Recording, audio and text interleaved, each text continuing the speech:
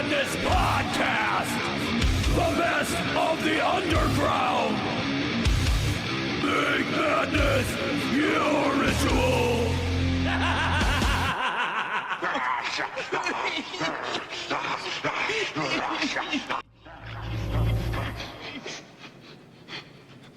What's that smell?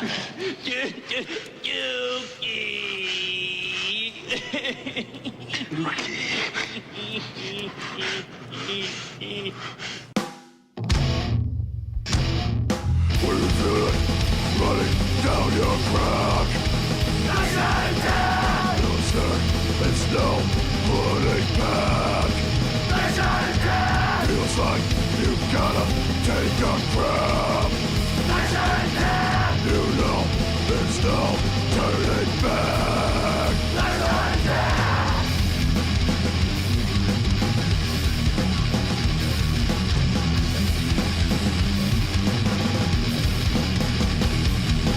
When you feel it running down your back, you say it's no putting back. You know you gotta take a crap. You know there's no turning back.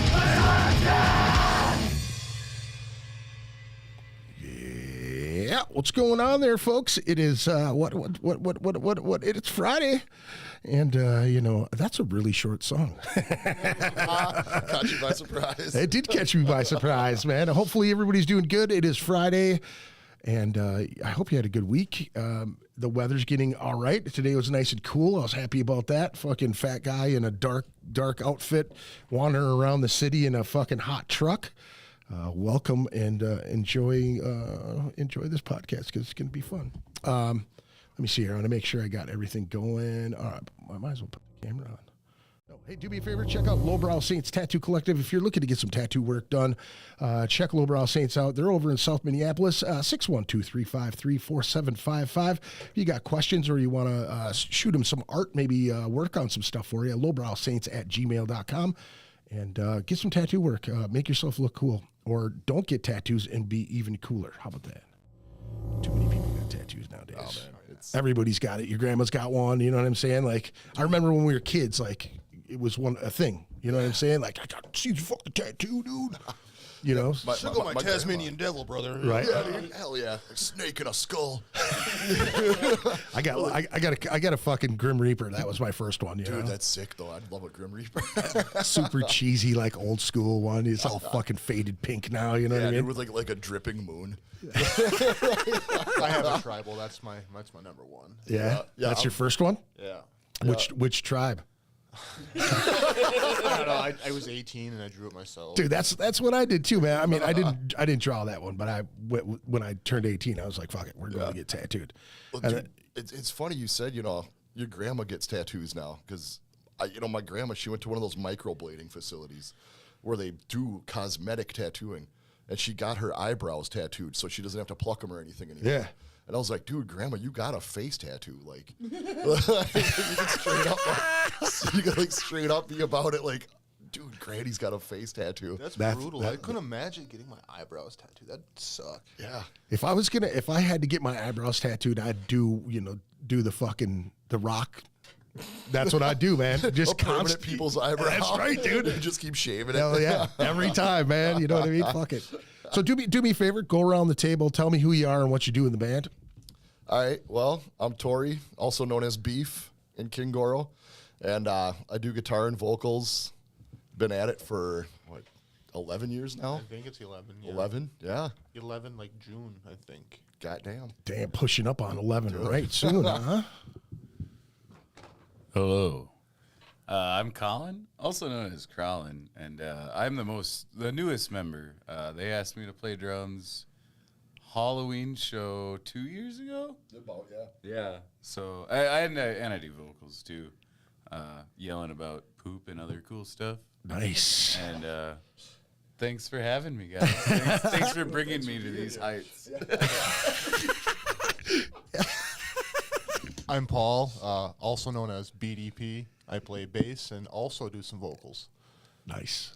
Welcome, dude. Welcome. Yeah, thank you. Good to see you, cats. Now I remember seeing, not this particular band, but King Goro at Mosh Out Suicide a few years back. I want to say 2016, 17, somewhere around there. That was at Starbuck. Yep. Yeah, that was a juicy time. That was a puke and rally night. That was It stormed like a motherfucker too. Yeah, you guys stayed outside drinking in that shit the whole time too. Yeah, Us and Gorgatron were hanging out in like the worst place possible, in like a fucking On the hill. It was in like a silo thing. This corn silo, and it was all metal, and we're just inside passing this bottle of brandy around. It's like, we're gonna get killed by lightning. Yeah, Right. yeah. In the middle of the storm, I'll see you in the Thunderdome. We kept saying to each other, like, meet me in the Thunderdome. Just fucking get smashed. Yeah. Drinking brandy like madmen. Dude, well, it was, I don't know. There's been a couple occurrences going to like Northern Hammerfest and hanging out with the Gorgatron dudes too. Like, yeah. Shout out to those dudes. Hell yeah. G-Tron in the house. I mean, when you're big dudes and you're into drinking and metal and wrestling and whatever the hell else, it was so easy to connect with them fellas. Dude, I saw one of the coolest things ever with those guys on acid. So Sick. We ate acid. Bunch of us, there was like 7 or 8 of us. We went back to their hotel room. You know, it was when Cliff was playing bass for him. You know, Cliff is a tattoo artist. He's got a huge sketch pad. If he's not on stage, he would just be in a corner somewhere, quiet, you know, house mouse. There's 2 beds, 2 queen size beds. I'm on the floor looking up at these guys. Paul's sitting there being Paul, slamming beers, hanging out, right? Carl is doing this like that, and he's dropping elbows on the bed, right? But here's the thing that I noticed, that there was a pattern, you know? Like Matt would come in and out, he'd go in and out, and then Dude's got energy. Cliff is sitting on the bed, right? And he's sketching on this giant pad. And every time Carl went like that, he'd lift his pen up, and then he'd drop the elbow, and then he'd go right back. He didn't even look up, nothing. The TV's going, music's going, there's people on acid everywhere. You know what I'm saying? Dude. And it was just a motion, and he kept doing it. He must have dropped 30 fucking elbows in this room. You know what I'm saying? It's just... Dude, that sounds like Iowa when Kevin Alter ended up dropping elbow off me. Dropping elbow off me. Yeah. We were rolling bones earlier. So, yeah, he came with a stovetop elbow drop.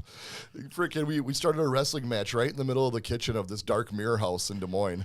Good buddies down there. And, yeah, like, I put a dude through a dry erase table. Like, it was wild. Like, it was out of control, man. That's fantastic. Yeah, I took a pedigree from Kevin, and I started bleeding. I was like, dude, I was seeing stars. My nose busted open. Freaking, we were talking about it for years. It was, we still are shit. That's fucking badass, man. Oh yeah. So I like to kind of start out with just asking you guys one by one, what were you listening to as kids? What was in your house? What were your brothers and sisters listening to? What kind of pushed you guys towards the dark path of fucking awesomeness? Well, I know way back, my dad would always listen to Deep Purple. And, there's Sabbath in the house and Kiss. And he'd also be listening to funk. He was a huge funk fan, listening to Tower of Power. Yeah. And, listening to Average White Band. All this just, this goofy stuff, Ohio Players. So, like, I had all this, like, funk and, real dark music as well, too. But, just that jam and rock and roll. And then my brother, we were young kids and we'd watch Headbangers Ball. And I remember watching... Dave Mustaine one night watching a Megadeth video. And my dad was like, wouldn't it be sick to play? And I was like, shit, I think it might.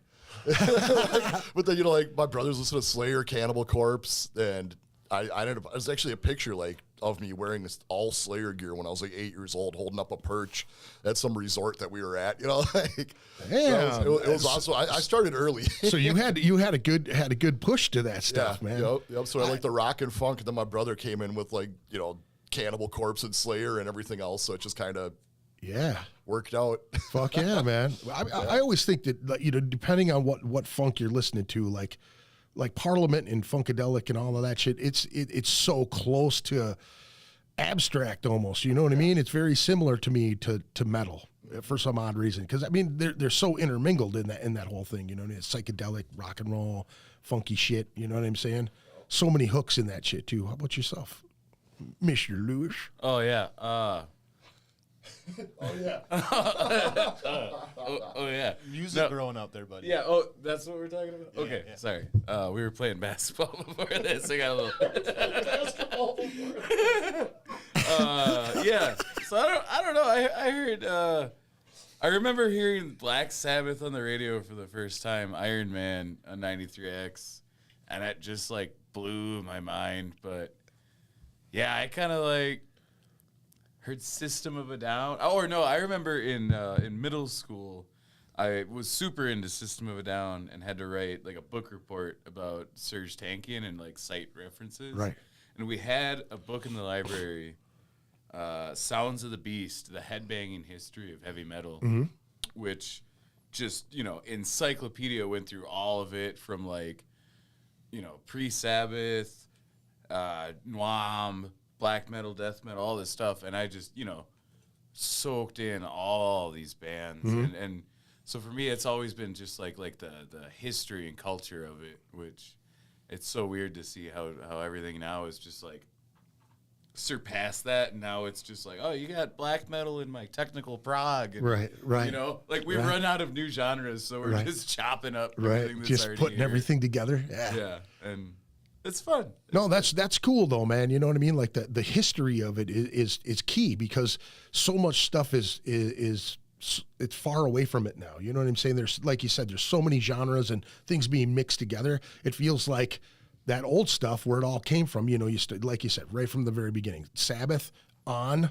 And if you think about it, there was a handful of old school rock and roll bands that pushed everybody towards that. I remember being on mushrooms and at fucking Ozfest when they came back together, and I was going from friend to friend going, without those guys, there would be none of us. We wouldn't be doing this. You know what I mean? Like, just, you're on one, just connected with everybody. Yeah, man. Well, and, like, I remember seeing, Ozfest and, back in the day, X-Fest and everything, like, it was like late 90s, 99, 2000, just being, like, in high school, too. And that was, such a cool thing to experience. Yeah. Oh, yeah. Being young and going to those fests back then, it was cool. Oh, yeah. That really was another catalyst to just... What do you guys think about the Milwaukee Metal Fest coming back? Dude, that's sweet. It's pretty stacked. It's super expensive, though. Yeah.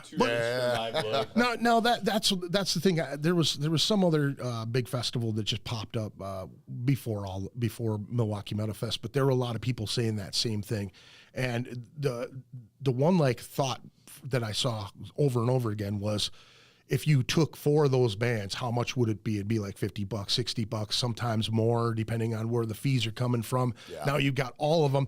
The reason I'm not going is because I've seen most of those. There's like a handful of them that I'd really love to see in a setting where they get more time. You know what I mean? Because if you've ever played the Milwaukee Metal Fest, it's been notorious for 15-minute sets or bands getting bumped. Now with all of those bands on there, every one of those bands is a name somewhere. Even the local bands have been around for a really long time. There's so many like Milwaukee bands and bands that, Impaler, you know what I'm saying? Yeah, for sure. But they, Impaler had kind of scaled a long time ago, when we were fucking kids. I remember going to Cheapo and seeing their stack of CDs at Cheapo. Yeah, my aunt, when I was a kid, used to go to Impaler shows and I see those records and like, what the fuck is this shit, And then, fast forward, I got a picture of me and Bill Lindsay somewhere around here too, like us just, him coming to me and telling me I should be back on stage. That was kind of a cool thing. But I really love the idea of the Milwaukee Metal Fest. I'm just kind of like, what are they going to do after this? Right. You know what I mean? Yeah. How many of them bands are going to come back? You can't have the same bill every single fucking year. Well, it's like Maryland Death Fest, and just try to do those big monster ones. It's crazy trying to pack all that in. Have you ever been to Maryland Death Fest? I've been there once. How was it? I went year 10. Yeah. It was awesome. Was it just spread out? Now I heard you went could the miss last year at the original place. Okay. And I mean, the bill was stacked for death metal. It was like Macabre, Dying Fetus. Sure. Morbid Angel, Suffocation. Yeah. Thrash-wise, I got to see Artillery, and it was like their first time in the States. So I was super stoked for that. Brujeria was... I've always wanted to see them Brujeria, cats. Dude, it's like... the Latinos came out of the woodwork. I was Yeah. like, I didn't know there were so many. Dude, here. And all of a Milwaukee. sudden they got the bandanas and the flags, and Yeah. then they're gone. It was like guerrilla shit. It was awesome. I love Yeah, it. Milwaukee's like that, dude. Milwaukee and Chicago, man. There's I've been to some festivals there. It's just like the fucking Hispanics causing panic come in, dude, and they just fucking. Randy Castor calls them the what does he say? The satanic Hispanics or some shit. yeah. And they all come in. Dunlord force, dude. 666 says 666 Dreary Lane. 666 Drury Lane. Yeah. I knew it. I was actually going to say it for Matt, that punk. I was like, what the hell is going on? I heard a robot voice all of a sudden. Yeah, that's once the I heard speak and spell. Dude, once I heard 666 Drury Lane, I'm like, fucking Kip. That's awesome. Well, thank you. Welcome to the podcast. Thanks for joining us on the chat. Appreciate it. If you have any questions for these guys or any smart ass comments that they can play off of, go ahead and say it. We'll hear the speak and spell as we go. I want to hear what Paul grew up on. I mean, I've heard a little bit of his music taste. Well, my mom. I know he's like my ska mom and was- shit. My mom and dad are big Beatles people. Okay. Tom Petty. I used to call Tom Petty Tom Party when I was really little. Right. 'Cause I didn't know any better. 'Cause that's Sure. what they listened to when Right. they were partying. So I was like a pop kid, and I remember like my first Columbia House CD was probably like the Wallflowers or Hootie and the Blowfish. Or Oh, right on. some shit. But then I got into nu metal like middle school with with the other troublemaker kid. Then he eventually moved, and then I kind of started hanging out with the skater punks. So I got into ska and skate punk. Dude, I'm still wearing Adidas. And then I moved to the Metro. Started hanging out with this dude, and he hooked me up with like some Flesh Grind and some other really brutal shit. And I was like, okay, I love death metal. I always liked the heavy stuff when I heard it on like the punk rock comps, and Sure. I always wanted that next step. Right. Now, how did you guys all meet? How did you guys Oh, get man. hooked up? Well, yeah, I, Paul and I go way the hell back. I already went to 20 years ago. tech school with a buddy, a mutual friend of ours, and he needed a pipe. I was 18 and he wasn't. Yeah, I so was 16. I went to clown for him and I hooked him up with a pipe. Yeah. And then we The rest is history. Yeah. It was kind of funny. I remember just my buddy Spencer was like, I know a dude at Hennepin Technical College that can get us pipes, dude. Like, he's like, he's my buddy. Freaking, you need something to smoke out of? He's got you, dude. Like, That's hilarious, man. yeah. So yeah, we built our friendship off of that pretty much. And I had this hookah, and I think we bought like a half ounce or an ounce of Schwag and just loaded it up.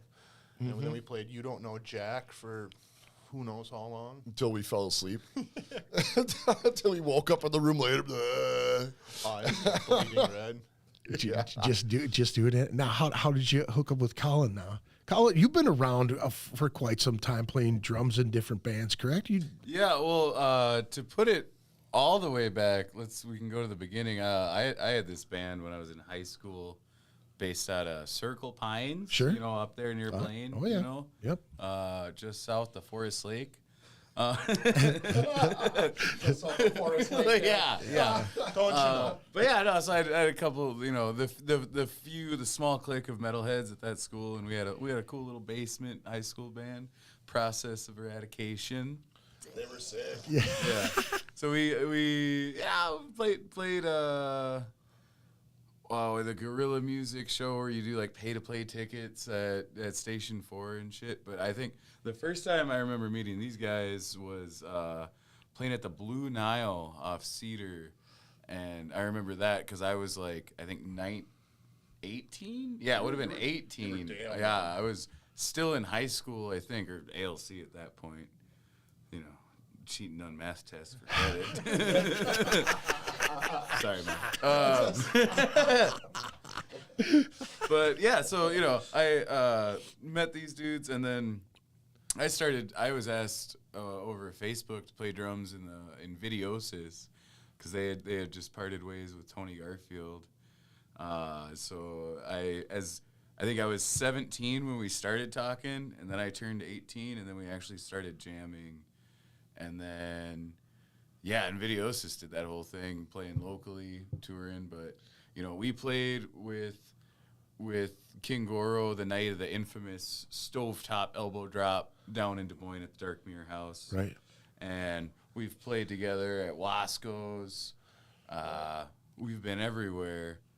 And then, 2 years ago. Grindfuck Railroad. Oh, yeah. So 2013, I can't believe I didn't think of that. Yeah, Matt Joyce, Dan Spriegel, PJ Randall, Tory Nelson, and myself. We had a improv grind band called Grind Fuck Railroad, and you know, Play on Grand Funk, obviously. yeah, and we would just kind of show up and like we would all play what we thought was cool, didn't like talk about it ahead of time or anything, and just like we go, oh hey, let's play that song title again. The riff is kind of like or something, you know. Yeah.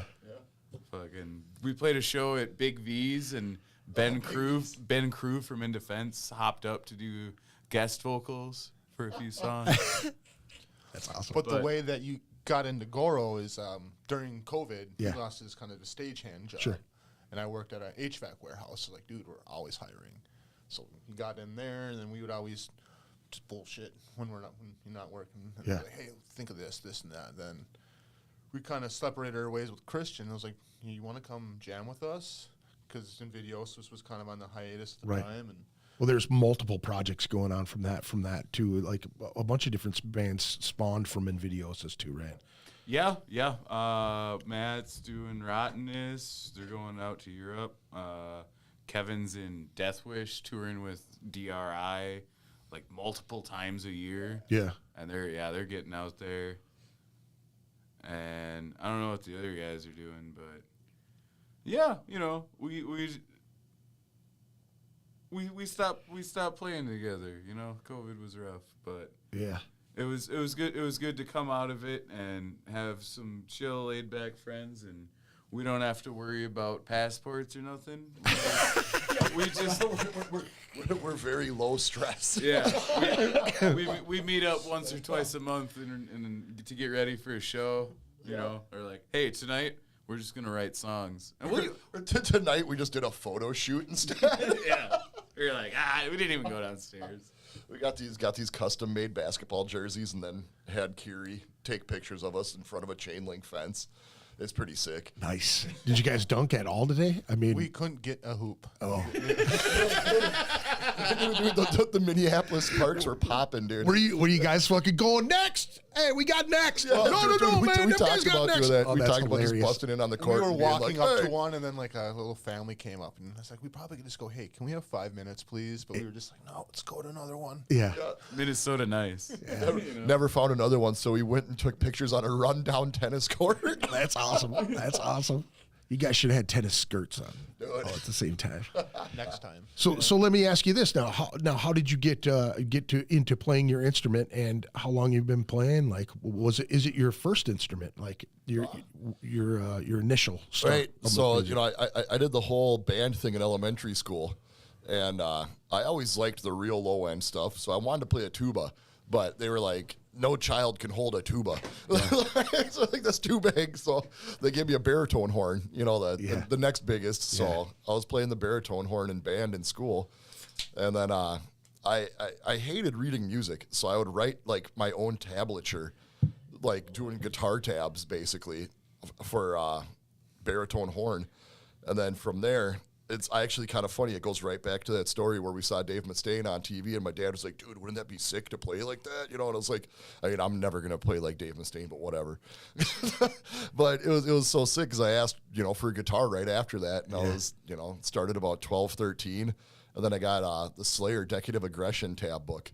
And I just played until I couldn't. Like, my fingers would just be freaking raw, just killing me in my wrist, and my hand is cramped up. And I don't know, after a while, just kind of was like, dude, this is it. And then started some real shitty bands in, like, you know, middle school and, you know, feeling out the ropes. I mean, it was, I'm not going to say that King Goro is great. We have a lot of fun. We're pretty heavy, but Dude, you guys are We a have a lot fucking of fun, blast, man. man. You guys always seem to be having fun, yeah, man. dude. Well, that's the main goal. That's kind of a part of what it is for us, you know. Like, I mean, I love being on stage and just saying stupid shit in the microphone. It's one of my favorite things.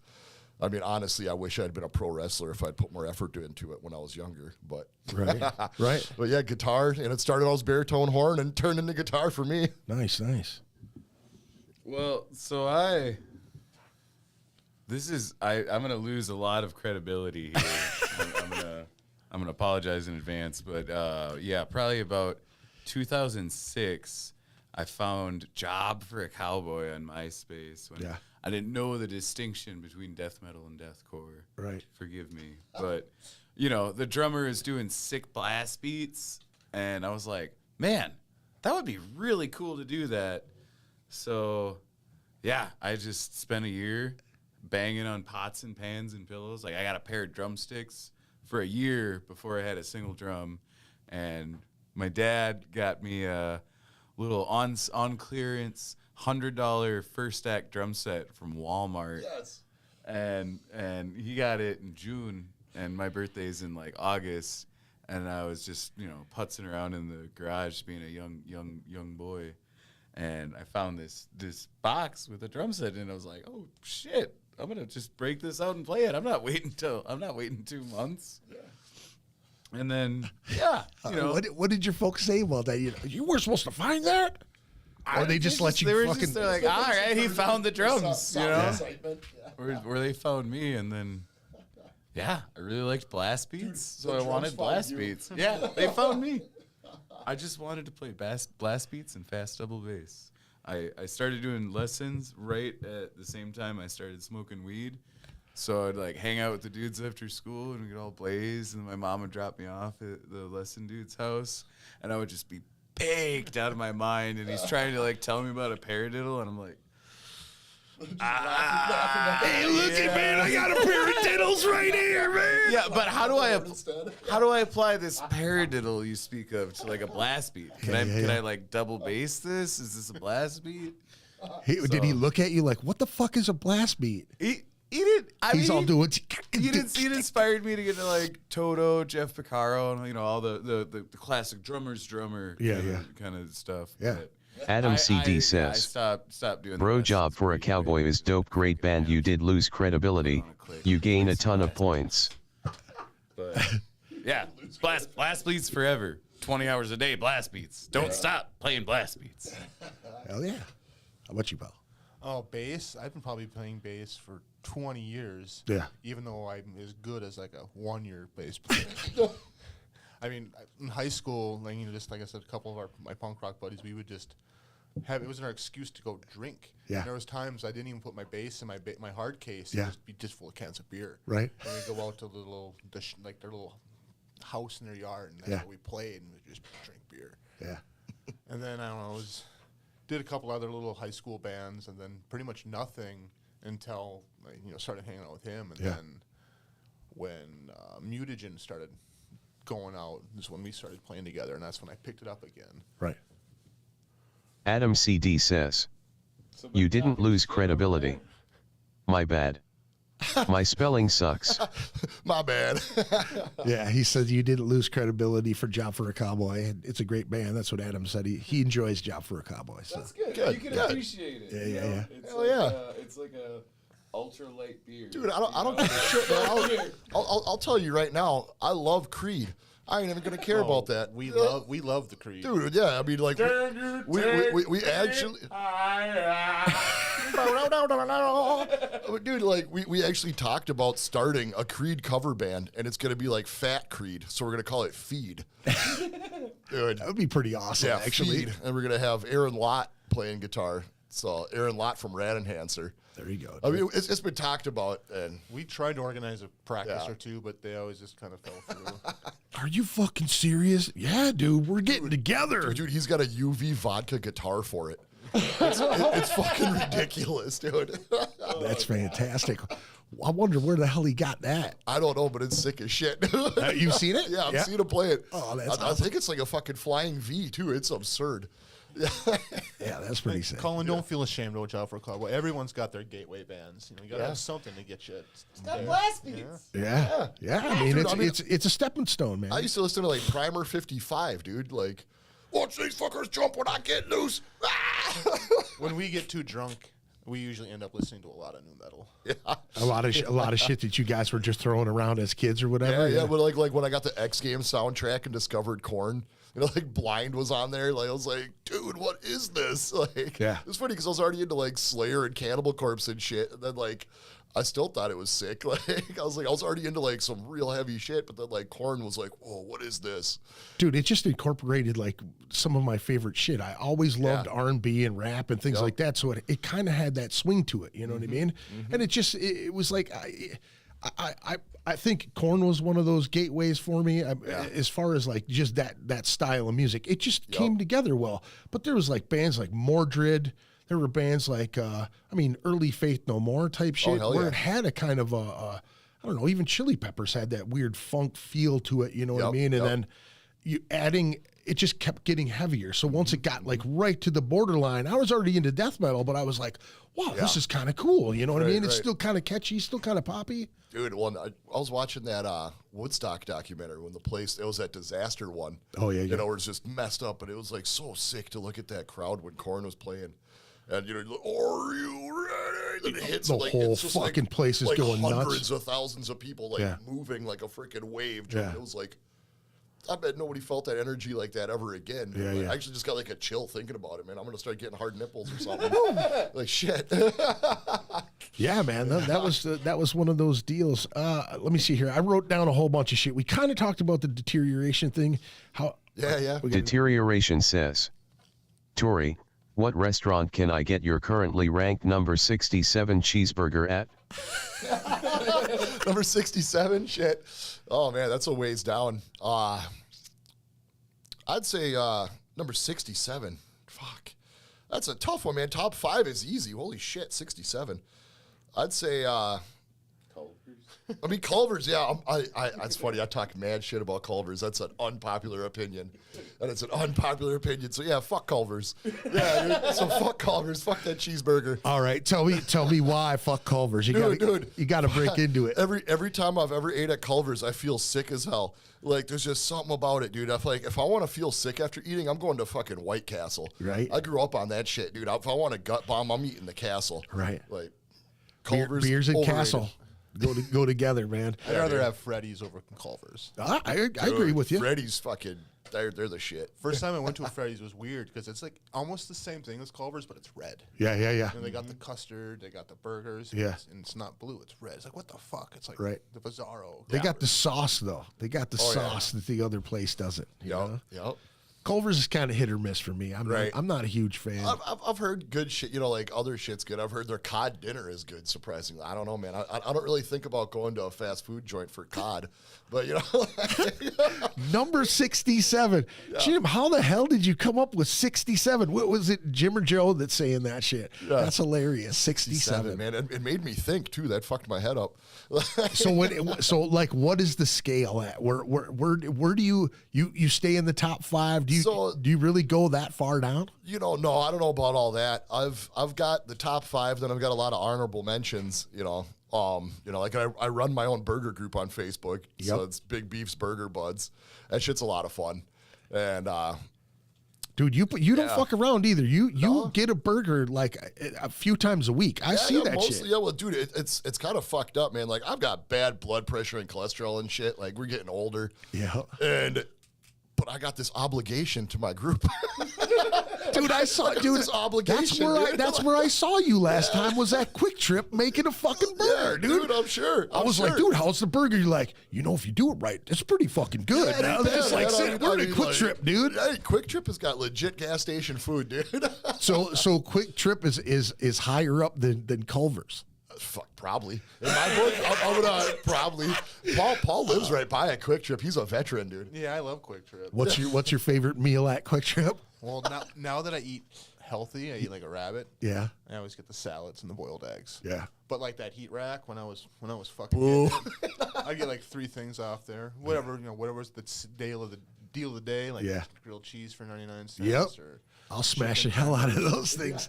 They got good fried chicken. Yeah, dude. I love their breakfast sandwiches in the morning. Yeah. Just breakfast sandwiches in general, anywhere. Right. Oh, yeah. It's a weakness. Oh, it is my weakness. They got samples for you. They're like, dude, you want a sample or a new fried chicken? I'm like, the fuck, you guys got fried chicken? Dude, you know what I hate about being a bigger fella is you always get the one little old lady that you don't. I have a hard time turning them down. They like lock on. Hey, fat kid. Oh yeah, they see you. It's like Yeah. we're a mark. Yeah, yeah. Dude, we're a fucking mark for the old quick chip ladies, dude. We got some free pizza here for you. You know, they Son give of you a like a bitch, little they bit. saw me. Yeah. Well, when you're at Sam's Club, sometimes you feel like a shark. You're like, ooh, that was good. And you're kind of like circling it, like Yeah. waiting to get your Dude, shot. in. that shit pisses me off. I'll be at Costco, like almost getting hit by carts in the first place, and then you got people like cutting you off to get to like the yogurt sample or whatever the Yeah. hell it is. Like, Yeah. you know, dude, it's ruthless at Costco. I'll give you a yogurt sample. That's a Brogurt sample. Oh, shit. I'm going to add that to the list. What, Brogurt sample? Hell yeah, dude. All right, so now we got into the history and the lineups. Now, how many lineups? How many exploding drummers have you had so far? Just one. One Just exploding drummer. Yeah, That's we've, it. We've only had one member replaced in over 10 years. That's fucking awesome. And I mean, he's a great dude. I love Christian. Just awesome dude. Dude, But, he's you a know, fucking freak too when he was playing. it was just like constant fills. He was Yeah, yeah. fucking wild, you know. I think the first time I saw you guys that I paid attention to him playing drums, Yeah, I was yeah. photographing you guys at Rostamos. Yeah, Rostamos. Love that place. Yeah, and I got Rest some in peace. I got some sick ass pictures of him just going nuts, dreads flying every Yeah. fucking which way and shit. Yep. He was a lot of fun. You know, he was very like self-taught, you know, and so he didn't follow anybody's style. It was just kind of wild, you know, Right. and he just tried to play fast and freaking funky fills, just constant. But you know, life happens. Yeah. And he couldn't, you know, commit himself as much, and Colin came in, and we've had a lot of fun, man. Yeah, that's good. I also just want to add that I do not do his parts justice at all. Like once I actually sat down with the recording that he did, I'm like, "There's no fucking that. How do you? That's not possible." Right. How did he do this? Right. So I gave up and I You did your own thing on it? Just did it from scratch. Dude. Fucking, I sit in the pocket, man. He was a fucking artist, and I'm just a percussionist.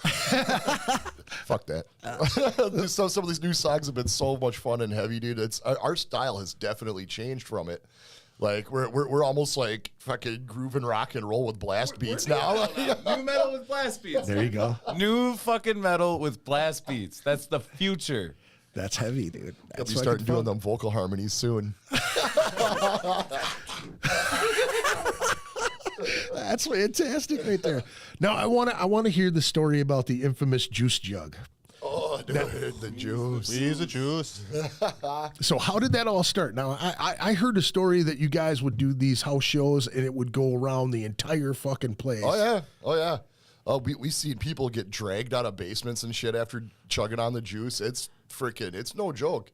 So what is in the juice jug? It's a secret recipe. Okay. Unless I've had enough juice, then I'll tell you really easy. But Dude, try to keep it secret. He's told enough people by now where it probably don't matter. No. Well, it tastes like gasoline, so no one really wants to drink it. Yeah. Well, the one time I mixed it, I did it differently than Paul, and I didn't do it justice, and it was toxic.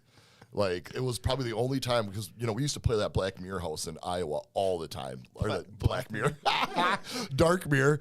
And freaking, you know, it started to be a custom. Like, did you bring the juice? Like, they were more stoked about the juice than, like, hearing our songs and shit. Did you bring the juice? Yeah, it was great. But, yeah, dude, I mixed it one time, and it didn't make it around the basement. I was like, oh, I fucked that up. Well, there'd be those shows, especially towards the end, where it would go around and around. It's like, I don't want this anymore. Yeah, you get passed back to us. Yeah. If it came around more than twice, it's like, no, I'm done with this shit. You guys train the shit. Right.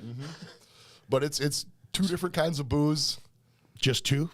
Yeah, just Okay. Just two. I mean, it's a milk jug, so I would Right. just literally take 2 bottles, plop them in, just doop, doop, doop, Right, the water right. bubbles, and Right. then energy drink and fucking sport drink. Right. Yeah, dude, I like how nefarious that is. Energy drink and Sport drink, yeah, dude, keep it nefarious. So you're getting dehydrated and rehydrated all at the same time and shit. That's great. Into a perfect blackout. Well, I saw college kids now are doing this thing called Borg or whatever. Screw that board And shit. it's literally just a pussy version of Goro. Yeah, they call it like a blackout rage, or blackout rage jug? gallon, Yeah. something like that. Yeah, So they're just putting a bunch of shit in a jug of fucking water, and it's simplified. I think there's more water and other stuff in it. Like ours is just pure liquor. Yeah, ours is a lot more potent. so yeah. you gotta have some good juice stories. What has happened that you've experienced with the juice? Dude, so there was one. So I used to have this house in Northside. Like I think we were one of the first show houses in Northside, and it was called the Polar Dome. And this is years ago now, probably 10 or more years ago. Yeah, well, that's where we started. 10 or more years ago now. Was there. And it was me and a couple buddies renting this house, freaking 3-bedroom house, 2 baths, $800 10 years ago in Northside. Damn. Hell yeah. That's the way to do it. Freaking, we were having a festival in the basement basically, and I made this 2-gallon, those big like work site jugs with the spout and everything, and the big Dixie cups and stuff, and we had people pay like $3 or something, and you could drink out of this 5-gallon freaking Goro. It was like the mutagen juice before it became Goro juice. So this is when I played in mutagen. Yeah, and so that was kind of the first run, and it was one of the gnarliest because after that show, we looked around. I mean, that thing was empty. There was punk rockers from Southside that came. Like, wasn't that Thompson's birthday? The pinata? Was that where you got all the mold from? I think that was a different show, but that was messed up too. All the memories become one big party after a while. Dude, I woke up. We had this huge deck on the back of the house. Woke up, I looked outside, and there was vomit lining the entire outside of the deck, like around the entire railing. And this was a big ass deck. And like, it's like just whoever made it out. Shit. Yeah, dude. And like, there was like somebody passed out on the deck back there, like just freaking. That was nasty, gnarly. It was. I'm curious about the pinata. What happened with the pinata? Well, dude. So it was Kip's birthday, and Leah made a pinata that looked like his face. Yeah. This big blonde thing with this big nose and a mustache, and it was full of like nudie cards and toilet paper and just beers. Yeah. So it gets smashed open. That plus like the juice and everything else from a basement show, and ended up turning into a bunch of mold. Yeah. Yeah. I had to bleach the entire basement like twice and then stick a dehumidifier down there for like a month. And then it was like, all right, let's do another show. So it was just, that sounds very similar to some shit that I did. We used to have a house on the east side, and we would have, 5 or more kegs. Usually there'd be fights, and I think there was a couple times guns came out. Oh, and fucking acid came, So this was a good one. This is the first time that I had ever seen the aura of something. I'm on fucking acid, and I'm giving acid to people as they come in. I'm just like, here you go, man. You want a drip? Okay, sure. Drop it in their cup. They'd fill it with, and we had 5 kegs of Schlitz malt liquor. Oh, Schlitz. How you get Schlitz faced. So my buddy was like, I hope you're ready for some fights. I was like, it ain't going to happen here. We got enough people. It's never going to happen. Fight breaks out. Dude pulls a gun. I got to walk up to this dude, and people are bleeding everywhere. And the dude's fucking shooting in the air. And I'm like, dude, you got to put that thing away and leave. And he's like, fuck you, man. I'll fucking shoot you. And I'm like, you got to fucking go. And I'm sitting out in front, and people are coming, and they're buying cups, and I'm handing out acid, and I'm looking at the tree, and all of a sudden I just see this aura around the tree, and it's like like Radan almost, you know what I mean? Yeah. The shit's just electrical around it. I'm just sitting there going, and I'm looking at people. Are you fucking seeing this shit? And they're going, dude, you are out of your mind. You know what I mean? Getting my one buddy, like he's, completely gone, blacked out face where he's looking right through you type of shit. Man, I can't handle it. And you're trying to calm him down, all that shit. So by the end of the night, we cops are coming, and everybody's leaving. The cops actually did come. So we kept the kegs, there's probably 2 or 3 left, and probably 20, 30 people left in the house, and all of a sudden I'm sitting at the door, and there's fucking this much beer, and the floor of the kitchen is sagging. Oh, man. It's just so many people were there, and so much beer on the floor. And all of a sudden, they knock on the fucking door, and I put the cups down. I open the door, and he's like, is this your house? And I go, no, it's not. And he goes, party's over. And I go, yeah, it's pretty much over, man. I might as well just get going. And I just opened the door and I started walking down the alleyway.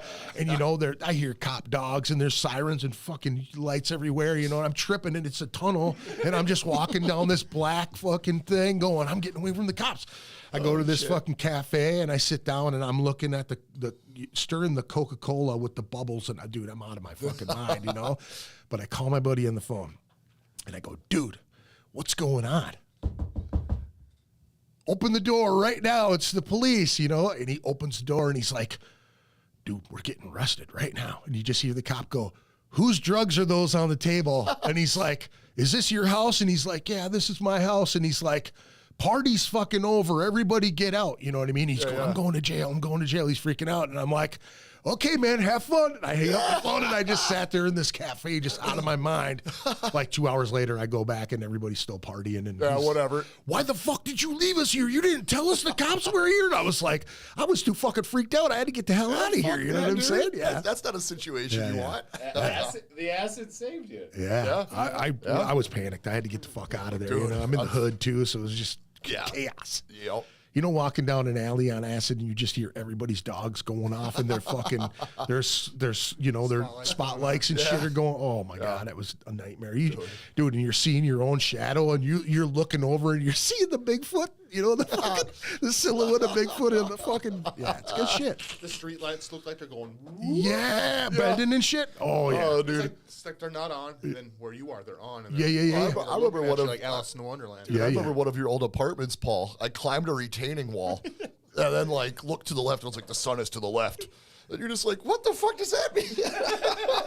I climbed a retaining wall like out of a walking like tunnel, and it just looked absurd. If anybody saw me climbing the retaining wall to get up there, you know, like fucking goddamn the hell. That one time we dropped acid and decided to go to Valley Fair. That was fun. I've done that before. Out of control. I've done that before. Dude, the Enterprise had a whole nother fucking meaning, dude. The extreme swing. Fucking wild thing. There was some shit. We got a carabiner. We're good. Yeah. Yep. Yeah, that's a good time. So let me see here. So we talked about the burgers a little bit, the burger group. And now how did you get started with the burger group? Like what was the idea behind all that? So I was part of this other burger group. I'm not going to say them. They're dead to me.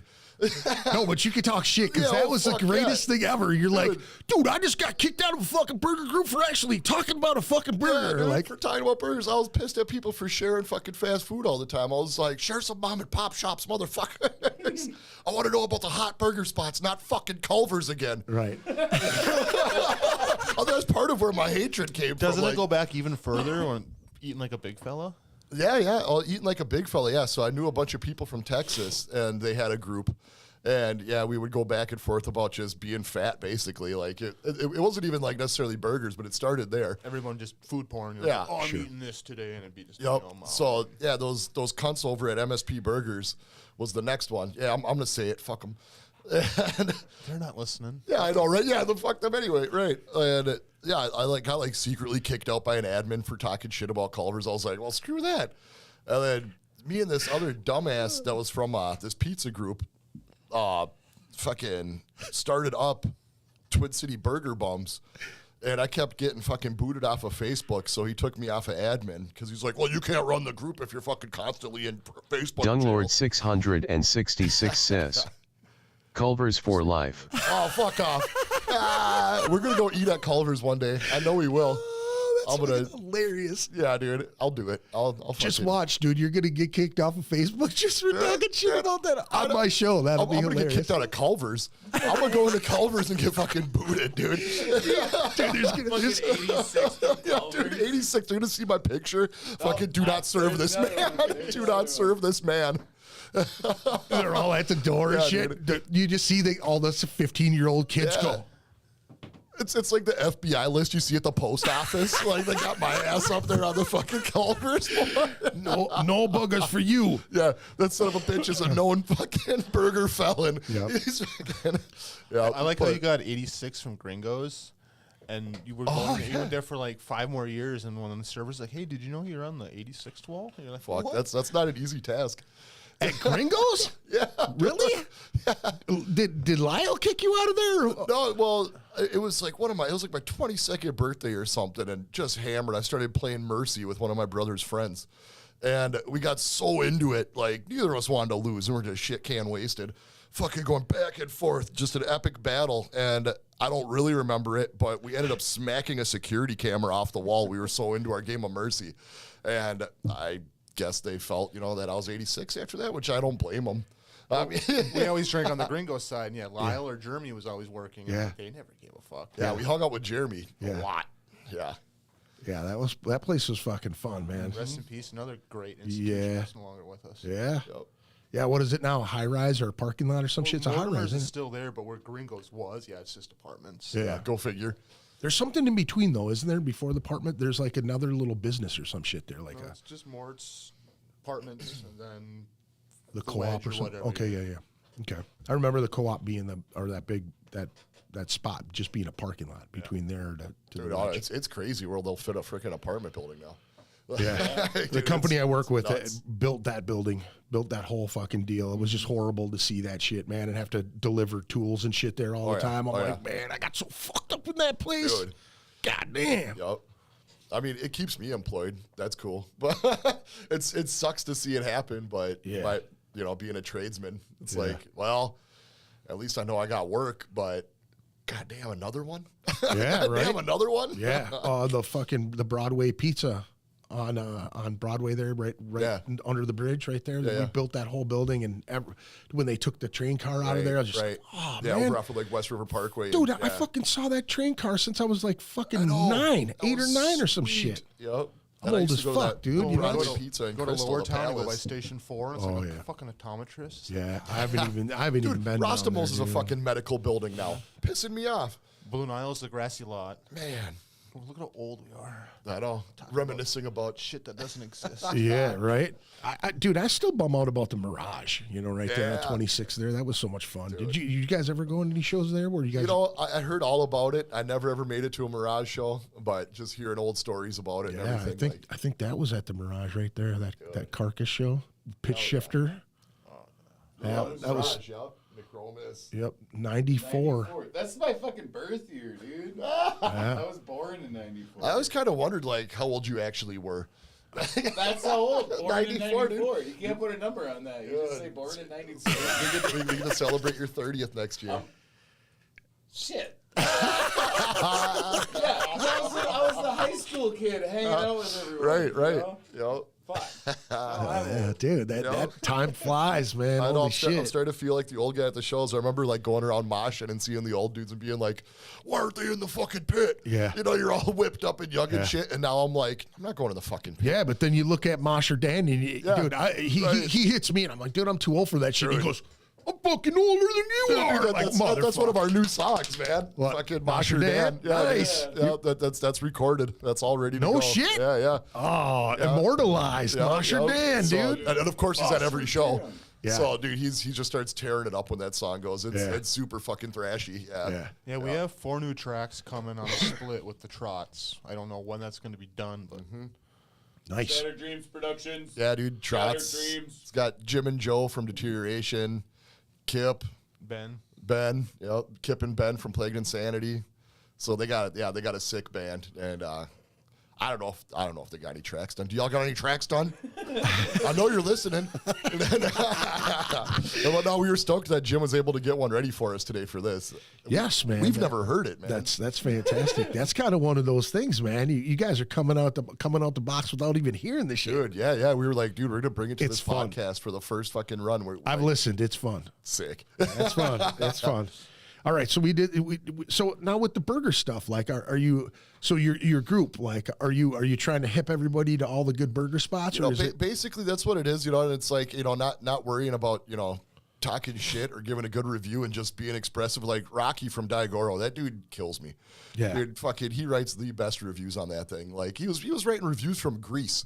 He made sure to get on the burger group to, like, talk about the burger he had in Greece. I felt honored by that. Yeah, Like, yeah. it was, like, He's a good sick. dude, man. He's a Such good solid dude. Known him forever too. Like all them Goro dudes, they're just awesome. Yeah.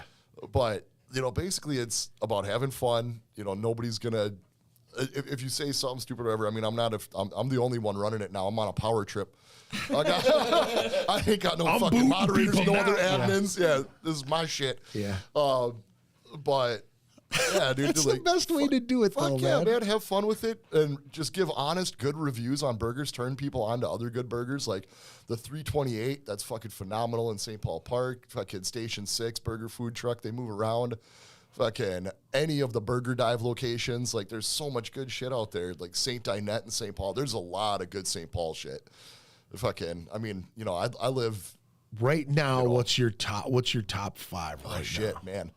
So that would be Burger Dive, 328, Bull's Horn, St. Dinette, and I mean, there's a toss up on stuff. You know, it could be Sandy's one week. It could be, you know, freaking. There's so many good ones, man. But Sandy's is up there. They're a freaking winner. Where's Sandy's at? Sandy's is off of 62 and Penn, Yeah, pretty Penn. much, just a couple blocks from there. You So said that's a what was Richfield one. the second one? You said Bull's Horn. Bull's Horn in South Minneapolis. Okay. That place is fucking You get phenomenal. Almost every practice, you get that. Yeah, dude. So if I'm leaving practice, my wife Hannah will be like, "Dude, you're bringing Bull's Horn home." It's like, well, shit. All right. I mean, I'm in the area. Twist my arm. Yeah. Oh God, you're gonna make me eat another Bull's Horn burger? Shit. Oh, why would you do that? So what to you makes a solid burger? Solid burger? Yeah. Well, you got to start with a good bun. Yeah. I mean, a good toasted bun. Toasting the bun is freaking crucial. Yeah. That's crucial. I mean, Brioche bun, onion bun. dude, so, I mean, I'm a big fan of like egg buns, bakery buns, you know, just Okay. the good, fluffy, Yep. light, soft ones, but they keep that shit, you know, you freaking toast it up and it holds. But brioche buns are good. I can dig a pretzel bun every once in a while, but they're not, you know, on the top of They're my hit game. or miss. Yeah, they're hit or miss. I love brioche. Brioche Because is it's excellent too. dude, that soft on the top, Yeah. that buttery soft on the top. Right. If you golden brown it Adam on- CD says, Culver's Double Buttermilk Deluxe with bacon, let's go. LOL. That's awesome. He's talking Culver's shit. Yeah, it's Adam D from Wolf Mask. Sick. He's talking about it. He just said LOL too. So That's it's like, awesome. yeah. I love it. I love So it. dude. so you get a good solid bun and Yeah, good solid bun, and then I mean, I could go with any mix of beef. You know, like some people do, like, you know, like short rib brisket and chuck mix. You know, they got all these blends, and I mean, that's cool. But I mean, just a good ground chuck, like 80-20, anything, as long as the beef is good. Right. It doesn't. The blend doesn't really matter to me. But then a good seasoning, like Mike German from the 328, he has his own 14 spice seasoning that he bottles and markets, sells that shit, and it's phenomenal. And you know, so a good seasoned burger, freaking pickles, onions, raw or cooked, you know, or raw. Yeah, I mean, good cheese. I really like the simplicity, you know. Yeah. But that's one thing about Bull's Horn. It's like a Big Mac copy. Okay. So I love a good Big Mac copy. Like, even like, I'll go to McDonald's and I won't get a Big Mac, but if there's like a burger place that does a good elevated one, you know, and does it justice in that same style, souped though. up. Yeah. Like a souped up Big Mac. I love that shit. But Right.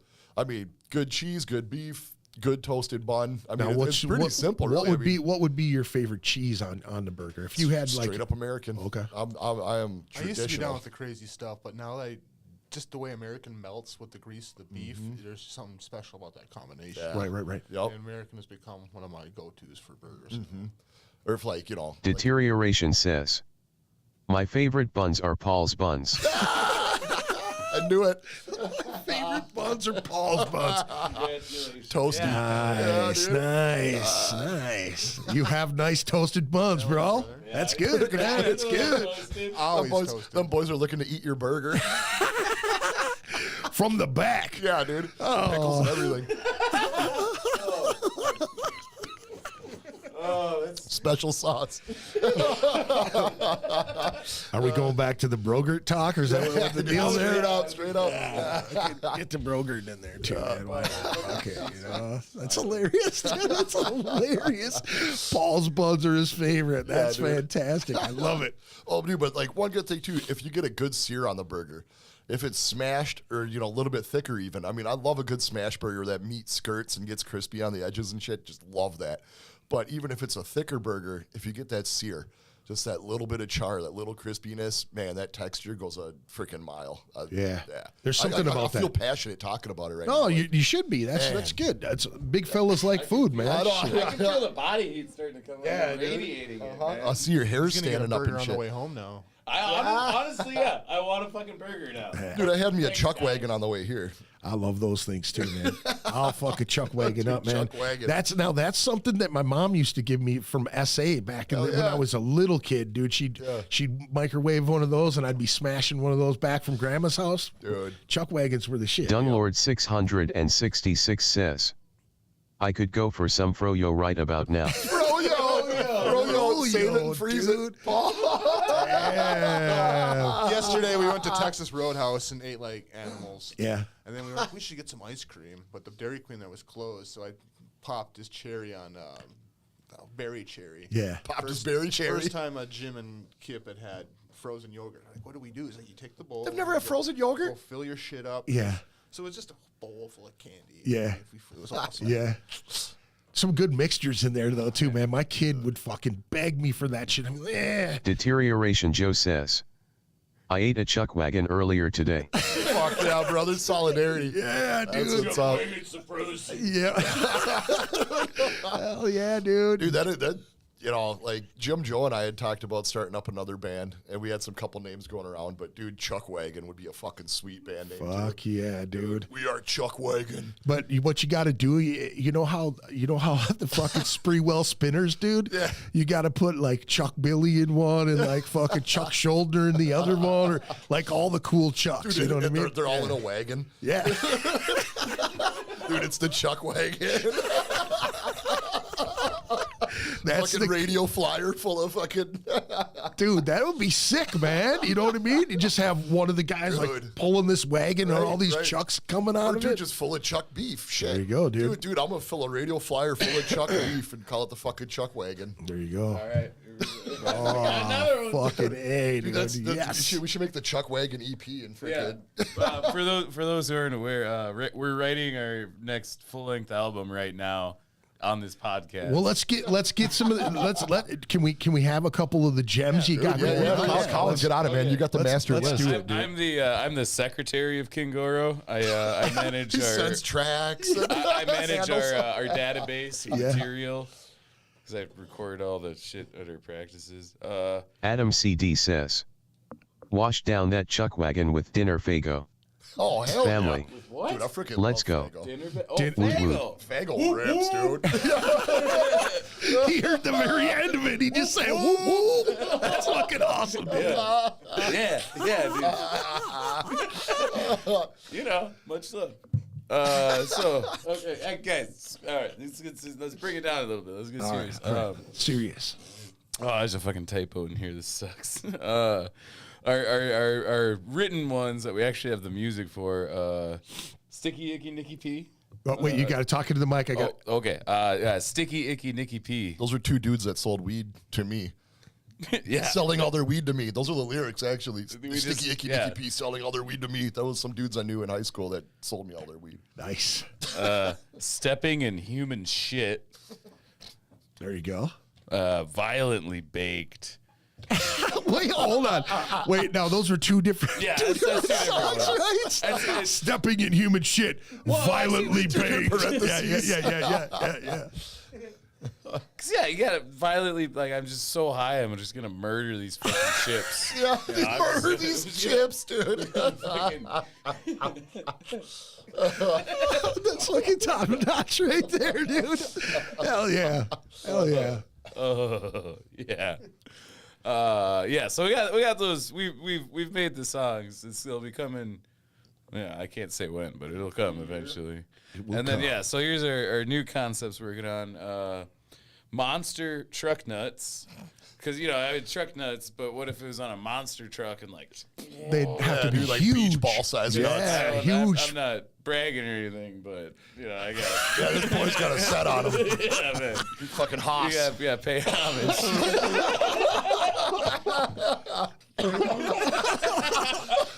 That's fucking awesome. Monster truck nuts. Yeah, monster truck nuts. Got it. I don't. What does that even mean? Biffy the vampire. Biffy? Biffy instead of Buffy, dude. It's a fucking porta potty that sucks your blood. From your asshole, dude. Yeah. Oh, while we're on that, we just came up with this today. Fucking chilling on the deck. Boofing the boof. Boofing the boof. Hitting a blunt rectally. Blow the smoke out with your mouth. That'd be the shit, dude. Literally. Boofing the boof. Boofing. Okay. This is one. Tory came up with this at Wasco's in like 2013. Holy shit. What was this one? See You at the Roadhouse. Oh, hell yeah. This is gonna be like our light R&B burger anthem. Yep. Nice. It's basically going to be See You at the Crossroads by Bone Thugs and Harmony, but with, like Burger lyrics? Better have buns. Yeah, dude. When the day comes, better have buns. Gotta have burgers with cheese on them. Whoa, no. Dude, see you at the Roadhouse. You won't leave hungry. See you at the Roadhouse. You won't leave hungry. I'm gonna eat all these burgers. I'm gonna eat all these burgers. That's fucking fantastic, dude. That has to happen. You know that, right? Now that you're being held accountable right here on the podcast. Oh, yeah. You put it on the ether, man, and you got to do it. Dude, I know. It's on the airwaves. On wax, as they some say. We're on wax. Either that, or I'm just gonna sample that shit, and I'm gonna put it. I'm gonna. Yeah. We got a microphone here. You just did it. So I'm gonna eat all. I'm gonna just keep fucking Chopped and dragged. Remixed it. Is there any more on there? I don't think there's a concept to this, but Charles Horse. Charles. Oh yeah, we were talking about it when you get Charlie Horse. Oh yeah. And it's like, what if it's Charles Horse? Yeah. That's just some dumb shit. Dude, my uncle always used to do that shit. He'd go, you know who won the Kentucky Derby? And you're like, who? And he's like, fucking Charlie Horse. Oh, no, he just fucking, yeah, dude. All right, last one. Also from just several hours ago, it's like a ball pit, but they're like balls, like testicles. Minimum pain, a squishy landing. Yeah, dude. Instead of max pain, minimum pain. Oh, dude. That's hilarious. You feel so comfortable. You could cushion a fall with all those balls. This is minimum pain. Gentrifying the Pacific Toxic Garbage Island. We're gonna build 5/1s there. On the toxic island, on the plastic island, the island of plastic. That's like the size of fucking Texas. Yeah. Like, that's free real estate, dude. You build 5/1s, you know? Yeah. Fucking Put some fucking Culvers on the first One of them Target store expresses. Yeah. That's the way we're going. Multiple, what is it? Hy-Vee fucking, multiple venues in each one. Right. You know what I mean? Oh, hell yeah. Comfort food. Yeah, Chinese food in one, and fucking potatoes Southern. Dude. Fried chicken. Fuck yeah. And it's all like $30 for a plate. Yeah. What a scam. Per pound. So yeah, fucking keep your ears and eyes open. This shit's gonna come to life one of these days. I don't know. Nice. We'll find a weekend. Of 200 and fucking 80 something episodes that have shared their awesomeness on the podcast of song titles. In the works. Yeah, in the works titles. Works. That's fantastic. Hell yeah. So clearly, you guys can just. I mean, they just come flying out of you guys. Oh yeah, we just. Start to finish in a sesh. You know, you got a cool sentence, get a cool riff, record it, put it out, dude. That's it. Fucking easy. Done and I'm done. pretty sure we were coming back from Paul's parents' house. We do this thing called Sausage Weekend where we make Italian sausage and get hammered. And we're coming back, and you were doing the dumb shit where you look at the letters on a license plate and, you start making up phrases, And I remember we saw HCC, and I was like, Hardcock City. And we were like, well, and then all of a sudden I just looked at Paul and started saying, it's a Hardcock City. And now that's one of our fucking most popular songs, dude. I wrote a riff to it and we just took it. We even fucking made a Sriracha shirt where it's the Sriracha fucking logo, but it says King Goro. It's got the fucking cock on it. And then it says Hardcock City. Yeah, the rooster cock. And it says Hardcock City, but it's the same font. Did you make those? Did you make them? Yeah, Jim printed them for us. We did it for the Deterioration 20-year. Oh, that's fucking awesome, Yeah, dude. dude. We sold out at that show. We got to fucking. That's a We're lot. gonna I have, print like, off some smalls more. and mediums, Dude, if but- you do, man, get me a fucking 4X. I'll rock that shit for it's sure. sweet, That's dude. sweet, dude. Oh, yeah. I love everything about that. Right. When we were like, dude, what should we do? And I was like, I don't know, let's rip off Sriracha. It's a great idea. still Everybody trying to else get that- does. We're trying to get that cease and desist, dude. Like, still working on it. End goal. Yeah. Yeah. Hell yeah, dude. That's fucking fantastic. Let me see here. I actually have your next show, right? Is that the show that's coming up? Actually, we have some other shows coming up, but it's almost like a secret. This show in Cloquet on June 10th. It's at like some dude's house out in the woods. I have no idea what the hell it's about. We had some buddies, the Haglin brothers up in Duluth. And Yeah, they were like, Phil and them. Phil, little Phil. It's Danny Dan? and Kevin. Danny and Kevin, okay, Danny and sorry. Kevin. Yep. And they're God, I can't think of their pops' name, but he was around That's in Phil. the metal scene for That's yeah, Phil, Phil. yep. Yep. So From their pops- Jaundice. Next Yep, generation, exactly. yeah. Fucking awesome dude. Yep. Super cool, Jaundice. dude. Yeah, dude. Yeah, man. And so they're, following in the footsteps and they're setting up shows up there. And we're playing in Cloquet June 10th. Don't really have a whole lot of info on that, though. It's almost like a weird secret. Like, I don't know if we're camping out or what. Like, Make sure you get a hold of these guys to figure out what that is and go join them, man. Have a good time. yeah, fuck yeah. And then, but basically after that, our next big one is July, what is it? 8th. 7th and 8th. Yep, 7th and 8th. Yep. And we're it looks like we're headlining Saturday, man. So it's hell over Iowa. Yeah, I talked to Chris today, and he said that there is a different band than the one that's on this flyer that's going to be opening the show, and then he also said that it's 21 plus, but it starts at 5 p.m. It's free. Boggs Hull Avenue Tavern. Sorry, Boggs Hull Avenue Tavern Des Moines. in Des Moines. Yep. Yep. So we rented a house for the weekend, so we're gonna go fucking Jesus. party it up proper. Yeah. That's I gonna was be always a awesome. good time too. So you going to go for both days and just fucking rock out? Yep. So basically, yeah, like I think I'm taking the day off. Paul's getting off early. I'm not sure what Colin's plan is yet, but We'll figure it out. yeah, we'll figure it got out. a month. Yeah, Right. we got time. And yeah, basically we're just gonna go freaking party it up at this house. It's got a sweet deck and patio and shit, and we're like 2 miles from the venue. It's just awesome. Hell yeah. Hell yeah. What is it, like an Airbnb or something? Yeah, pretty much. It's like this old Victorian house that like someone remodeled and shit. Like we're definitely gonna respect the place, but I mean, we're definitely gonna be fucking hammered. Yeah, have a good know, time. yeah, Hell yeah, nothing yeah. wrong with having a good time.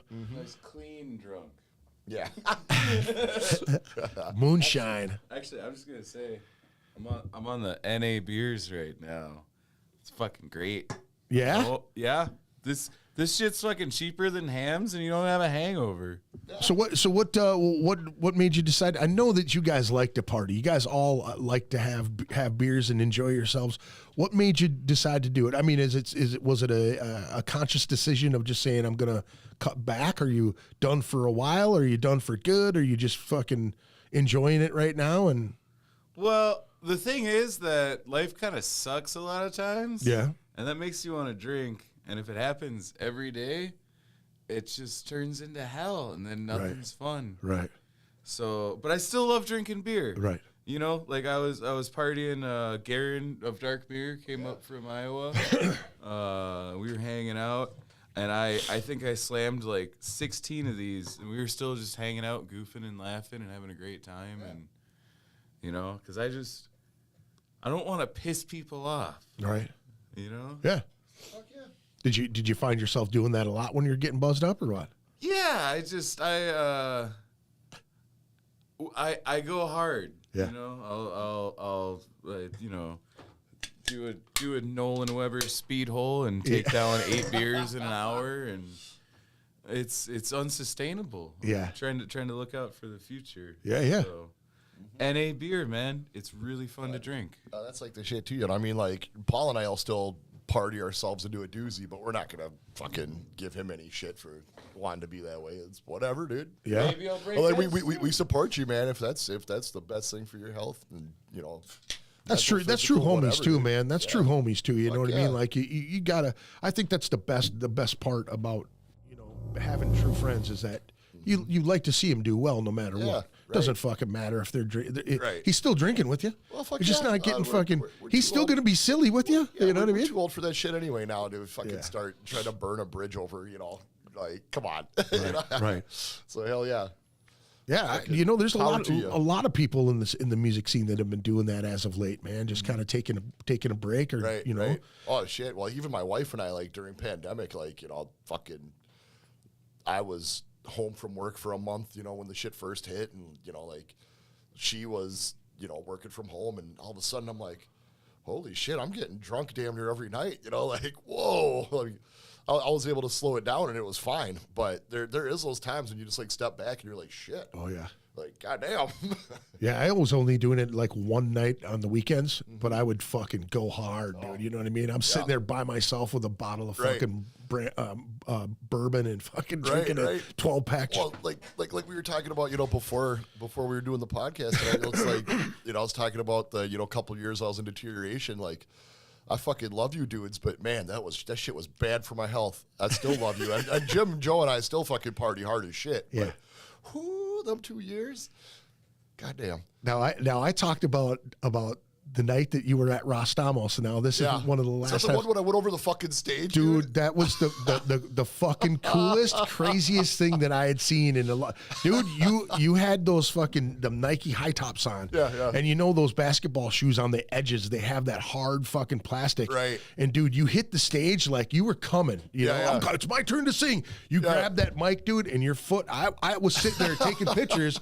All of a sudden, I looked down and I saw your foot hit and just go shoop, like this. Yeah. Ass over tea kettle. All of a sudden, I just saw you go over the top of me, and I'm going, what the fuck just happened? I grabbed you, like 5 other people grabbed you. Dude, you didn't miss a fucking beat. I was just right into the shit, Through the dude. fallen leg on the ground, fucking still doing the vocal part. Yeah. That was fucking top notch, dude. Jim was like, I didn't even see. All of a sudden, I look over, and he's like fucking ass over tea kettle in the corner and shit, dude. Yeah, it was out of hand. I fucking woke up. That shit hurt. Not when it happened, but fucking, I wasn't even that fucked up at that point. That was the craziest part. Yeah. That was a good show. That was super awesome. fun. Good memory. Oh yeah. I got some fucking kid. What? God damn it! What was the what's the band that they bring from Ohio? Nakai. Nakai. Well, Nakai is from Indiana. Indiana. Yeah, that's Fort what it was. Wayne. Then there was the other band. What was the other one? The fucking something. It was like a name. What was it? Haggis? No, it was fucking. I cannot remember what it was. It's like a name. Somebody's pissed or some shit like that. I cannot remember.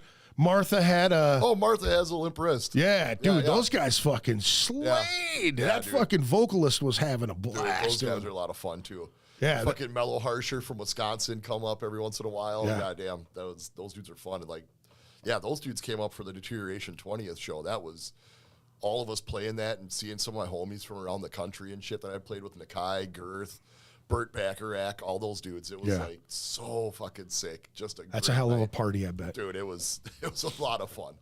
Now we were kind of talking about the house shows and everything. You guys played a fuckload of house shows, right? Yeah. I mean, it's been not as much anymore. I mean, it seems like the house died away. Yeah, it died away, or we just don't know of them anymore. Really, like It seems like we were talking about something like it seems like every 10 years something like that pops up. Right. And it had been 15 to 20 for me because I know back in the Decker days that he had, big house shows and did a ton of that shit. Right. And then they were gone. And then all of a sudden it was like, you guys, Lochnar played a bunch of shows, right? Yep. And then there was Plagued Insanity, boys, right? Mm-hmm. But there was a ton of was a Whale Tail. There was fucking there was She-Gypt, Rat Hole, that was Labyrinth, Sarcophagus, Domino. Frickin' goddamn Dogplex. Yeah, Dogplex. The frickin' Fuck Mountain. Yeah, Fuck Mountain. The list goes on, and then like I said, we had the Polar Dome in Northside. Like I remember when I lived in South Minneapolis, I'd have something to do. I could bike anywhere. Like in that era of it, I could just go bike to whatever frickin' house show. Almost any night of the week. Yeah, it was frickin' sweet. Yeah. Fuck yeah, man. I was like on the fringe of that whole thing. I think I went to maybe 2 or 3 of those house shows, and they were so much fun, man. You're bringing your own beer, you're having fun. People are fucking reefing in the corner. Yeah, dude. Have to worry about shit. Yeah, everybody's just cool with each other, just stoked that there was something going on. Like, right. It was really cool. Yeah, man, it's good for the scene to do things like that. You know what I mean? It doesn't have to always be in a venue. You know? Oh what I mean? shit! I mean, we're running out of them now too. Freaking North Star's done. Yeah. You know, like there's not much left anymore. You know, dude, honestly. I honestly, and I said this on the podcast before, and I don't like to talk shit about venues by any means. Yeah. But I got that house vibe from that place a lot, and I think a lot of people kind of were drawn to that because it still had that kind of feeling. That there were some venues back in the day on Lake Street and shit that had that same feeling. Well, you know it's what I even mean? kind of like the Hexagon. Yeah. Was home court. You know, Hexagon was home court for a lot of us for a while. Yeah. And then Rostamos, and it was like all these places kind of had that energy. Yeah. Like to them. It's like that house show, freaking just raw. Let's fucking go out and party, you know, and just have a good ass time with each other. Just good energy. Yeah, Yeah. fuck yeah, that's Blue Nile was a lot like that, too. Blue Nile too, yeah. And I think I played there one time. I mean, well, it was crazy because Drew from Plagued Insanity's dad was the sound guy, so we got shows whenever we want at this, you know, this African restaurant, you know, like it was just holding an African restaurant holding metal shows like almost every weekend. It was like it was such an interesting thing. Oh yeah, you know, it was really cool. The bartenders loved us. Yeah, because you just get everybody's just Everyone's buying fine, beer. man. Like, money. You probably made more Just money at a metal drop show tips, than you they know. did all Yeah. damn week. tipping the shit out of the bartender. Just I think Jim was saying that. drinking hard. I think Jim or Joe was saying that about Rostamos too, because didn't their sister work there or something like that? Was it the bartender She there? actually married one of the bartenders. Oh, that's crazy. One of the Rostamo kids. Yeah, Tommy. And so Jim and I ended up pretty much becoming regulars. Jim more so than me, but I mean, like, I was there a lot too. Yeah. And I've still got, I made friends there that I still talk to. And we would go to Rostamos all the time. We'd bullshit. And we were like, we'd see all these really shitty cover bands and stuff playing there. And we were like, dude, what do you say we throw a show here? And we kind of started talking to the bartender, Tom Rostamo, and he gave us a shot. We started packing the place. Yeah. And it was pretty much history. Dude, I was fucking blown away Yeah. going to the first time I had been there. I had to see Deterioration and you guys and Nakai and all that shit. Yeah, yeah. And I was fucking blown away. I was like, this is a fucking gem. Why are people not like flocking to this place? You know what I mean? And everybody was cool. There was no bullshit. It seemed like everybody was having a good time and getting along. Yep. People in that shady, dark ass fucking. Dude, that's the thing is, like, Rostamos was one of them places so many people drive by and never think twice about going to that fucking place. Right. It just had a dirty fucking vibe to it. It didn't to me. It seemed like a fucking VFW to me. I grew up in a VFW as a kid, so I was like, oh, this place is fucking awesome. Fuck yeah, right. Remind me of Lee's. Lee's was the same, Lee's was gone by that time. And when I went into Rostamos, I was like, this is really cool. And then talking to Jim and Joe about it at their place, Right. It was just like, holy shit, I didn't know all of that. And he's like, yeah, man, we were actually, they had the bar was like losing money paying the bands or some shit. wasn't it? Oh, hell yeah, dude. Like, there'd be a couple people, and like we were hearing what they were paying out to these cover bands that weren't drawing anybody. Wow. And it was like, the fuck, like, dude, let us play. Like, Oh, I'm sure check that this they were out. like, Yeah. oh, this is fucking. It sucks that ended up closing up, but I mean, money, Right. money is king, I suppose. Well, I mean, and Dick Rostamo, he was ready to retire. He's like, I think into his 70s, when he sold it now and shit. And it was just like, everybody just kind of wanted out at that point. It seemed like, it was a lot of fun, and we got, we're excited that we got to play it, towards the end and do all that. But all good things. Yeah, I think I even reached out to Jim asking him like, "Hey, dude, let me do a show there." He's like, "They're actually closed." And I was like, "Fuck, you kidding me, man?" Yep. Yeah, because it was like a good medium spot for me. You know what I mean? Right. Like, Dude, I live like 10 minutes away, so it was fucking awesome. Yeah. I was always pumped. I was like, dude. I mean, I love Minneapolis. I love St. Paul. Like, I'll go to either side of the to go see a good show or go play a show, but. I mean, there's something awesome about driving 10 minutes from your house. Shit, yeah, man, enjoying yourself. Get fucking get good schnooked up. $10 fucking Lyft ride home, or whatever, Right. Yeah. So now I want to kind of pick you guys' heads about gear. Like what'd you start out playing on, and where are you at now with like gear wise? Maybe your guitars, or maybe your amps, or your pedals, or fucking kits. Like I know that you've acquired a couple kits in the last couple of years too, right? At least one. You can start. I'm honored. Thank you guys. Well, like I was saying in our earlier segment, about how we got into music in general, or no. Yeah, what inspired? Obviously got that $100 first stack drum set, broke it within 6 months. It was falling apart. Cymbals were gone. I had like some other shitty child's kid after that, and then my very first actual drum set was 1974 Rogers Big R maple kit, 2-rack, 2-floor, and kick. I had to find my own snare, but it had this fucking beautiful like sky blue wrap. Deterioration says, I miss Silver Strike. I miss Silver Strike, he said. Getting on the leaderboard at Silver Strike at Rostamos was freaking crucial. God damn, that was good. We got to buy one of them machines, dude. All right, Colin, get back. Thank you for your patience after this brief interruption. It's all good, man. Yeah, dude, fucking vintage drums. I love vintage drums. They fucking sound good. It was an incredible thing to like trying to play all this crazy fast shit on something that like, you know, was probably getting used for some country and western gig, because it was beat to shit when I got it too. Like, you know, he said the blue one, the blue one. You know, so we got a good deal on it because we didn't have a whole lot of money growing up.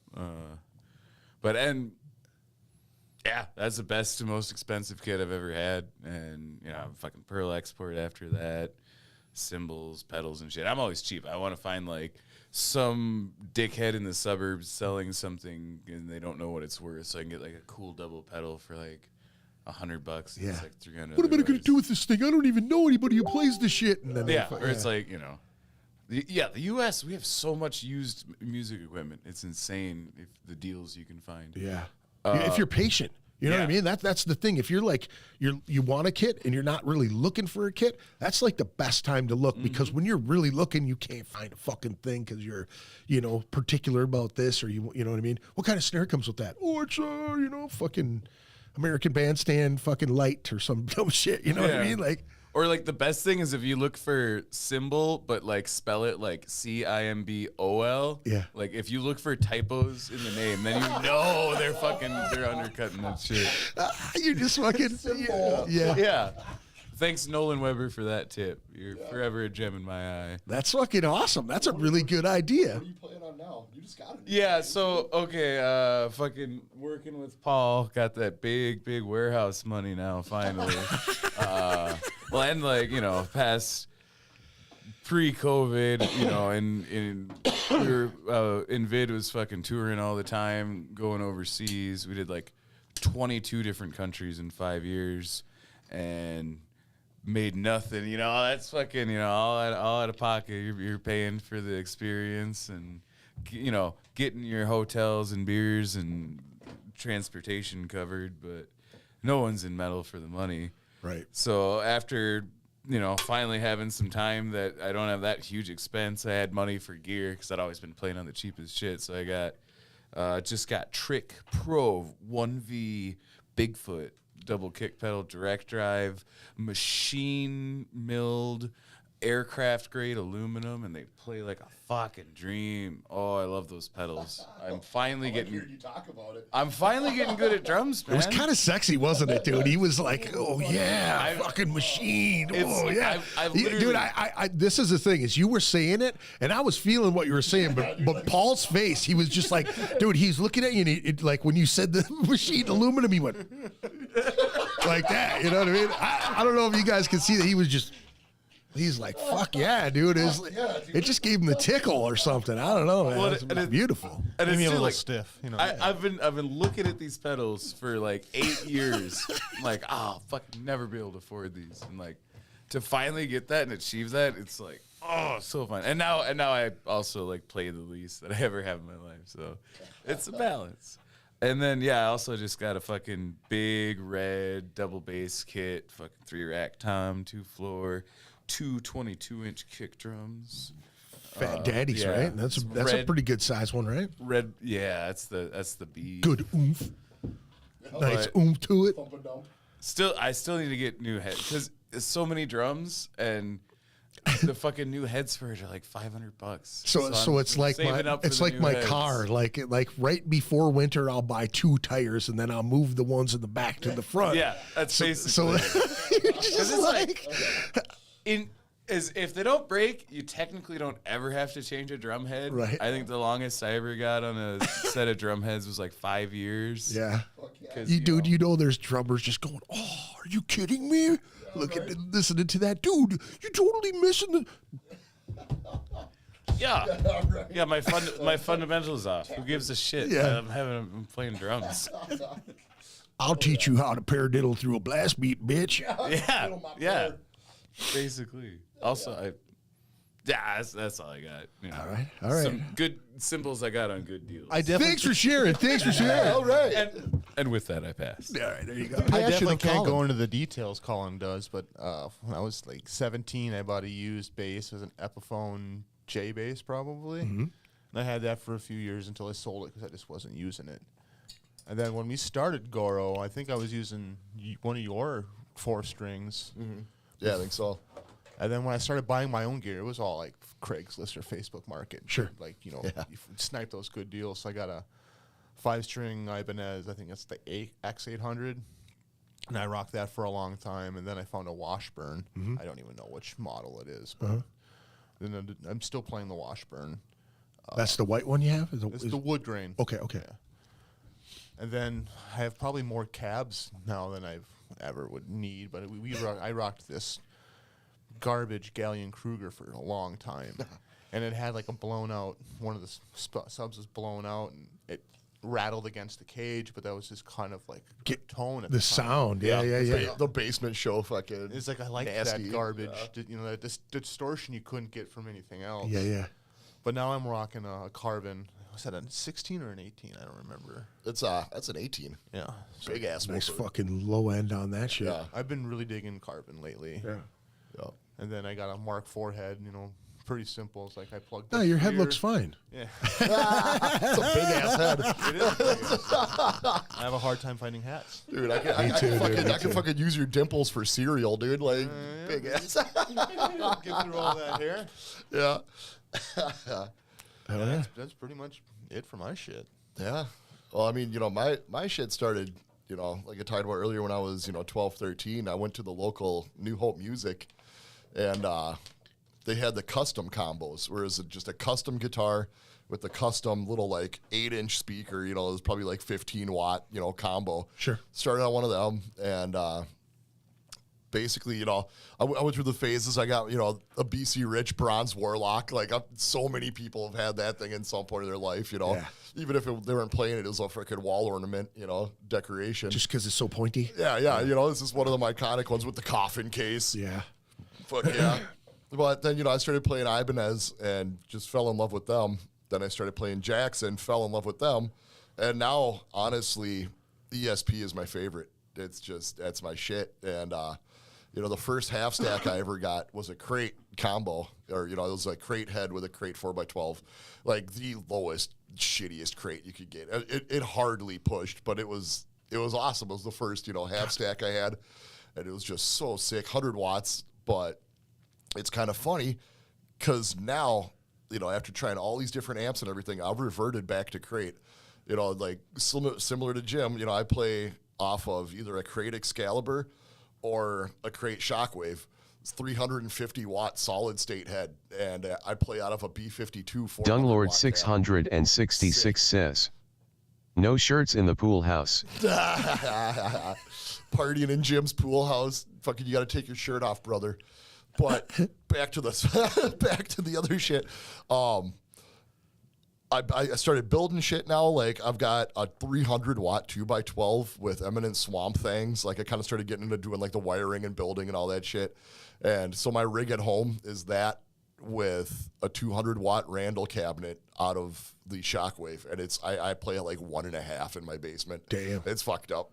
Just ridiculous. Yeah, loud. dude. So it's like 500 watts of speakers with 350 watt solid state head. So 11 is like 3. Yeah, right. It's fucked up. Then I built a 960 watt cabinet for bass, and I have a 200 watt head. And that thing doesn't go up much past like 0.5 to 1.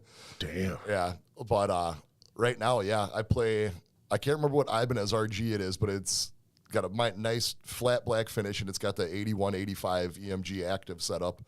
Fucking love that guitar, but I've got is that your daily driver? That's the one you usually. So the daily driver now is my LTD Arctic Metal, and that's the one that's got that kind of that white satin finish. Okay. And that's a single pickup. That's EMG 81, just a single pickup, single knob, just super simple.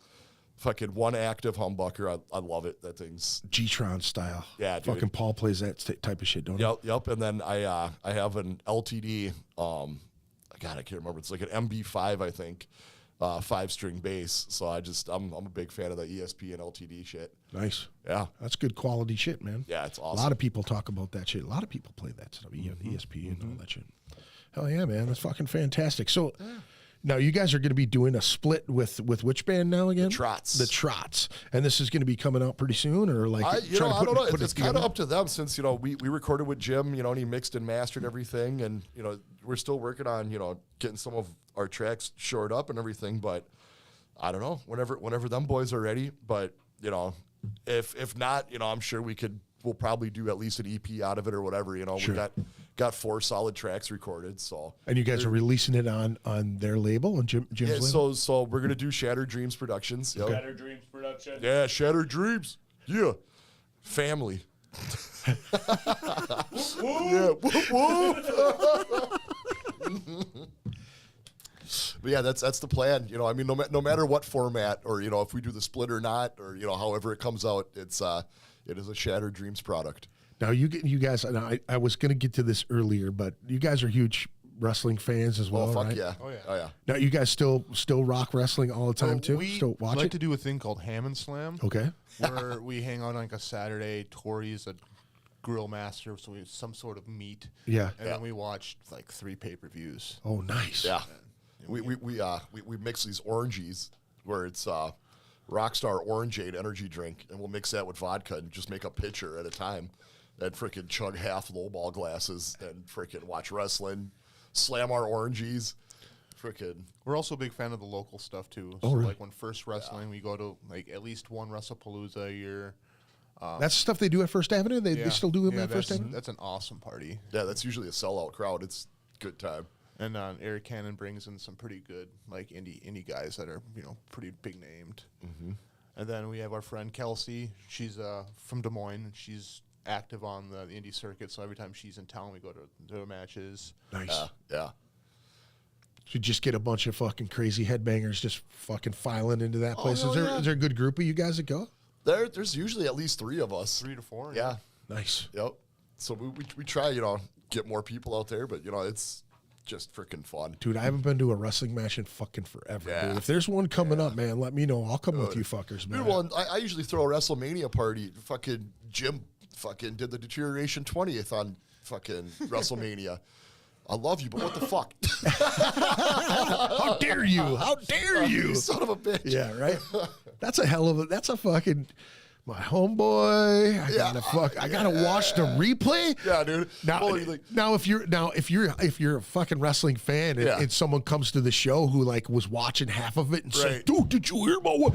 Shut the fuck up! I'm gonna shut up! Fucking give it away." you Yeah, know? well, it was funny as shit. When I was on the road with Deterioration, playing with those dudes, we fucking played in Niles, Ohio. And we actually put a wrestling pay-per-view on in the bar that we were playing. No shit. Yeah. We got our boy Hepatitis Steve to bring his Hepatitis PlayStation Steve, or whatever the fuck it yeah. was. Yeah, I think he brought us like PlayStation or something, hooked it up to the TV, and we fucking Broadcast. yeah, it. we streamed it in the bar while we were playing our shows. Yeah. So you got to watch the whole thing while you were rocking out. Pretty much just partying in the bar in between bands, go see what matches going on. Yeah. That's so killer. Dude. I love that shit. I miss that shit, man. I remember when, as a kid, I grew up on the AWA stuff and then the Texas wrestling stuff. What was that? NWO? No. WCW. But yeah, I mean, well, there was Smoky Mountain. That was big. Memphis was a freaking, I think Lawler was down in the Memphis wrestling. I just remember AWA was here, Vern Gagne. Yep. And my dad used to go to that. My grandpa Adam used to run CD security. says, It was Jeff awesome. Hardy. The Hardy Boys. Too extreme. Dude, Too Extreme. Anytime I ever heard Too Extreme, freaking Hardy Boys, it's like, oh shit, yes, yes. I was a mark for the Hardy Boys. I ain't gonna lie. The Broken Glass, man. Stone Cold. Stone Cold. Oh god dang. There's so many good ones. Yeah. WrestleMania 17, WrestleMania 10, the ladder match between Shawn Michaels and Scott Hall. Fucking legendary shit, dude. Damn.